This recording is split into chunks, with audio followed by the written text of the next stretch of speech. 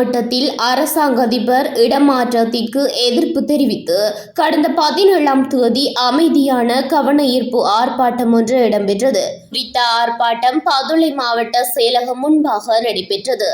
ஆர்ப்பாட்டத்தில் கலந்து கொண்ட பொதுமக்கள் தெரிவித்ததாவது, கடந்த காலங்களில் பதுளை மாவட்டத்தில் அரசாங்க அதிபரால் முன்னெடுக்கப்பட்ட சேவைகள் மிகவும் பாராட்டத்தக்கவையாக இருந்ததாகும். அவரின் சேவைகள் தொடர்ந்தும் பதுளை மாவட்டத்திலேயே நீடிக்க வேண்டும் என்ற கோரிக்கையை முன்வைத்தே இவ்வார்ப்பாட்டம் முன்னெடுக்கப்பட்டதாகவும் தெரிவிக்கப்பட்டது. மேலும் மாவட்ட அரசாங்க அதிபர் திடீரென இடமாற்றம் செய்யப்பட்டமைக்கு பொதுமக்கள் கடும் கண்டனத்தையும் வெளியிட்டனர். மாவட்ட அரசாங்க அதிகாரிகள், அரச சேவையாளர்கள் மற்றும் சிவில் அமைப்புகளின் உறுப்பினர்கள் இணைந்து அமைதியான முறையில் இந்த கவனஈர்ப்பு ஆர்ப்பாட்டத்தை முன்னெடுத்திருந்தனர்.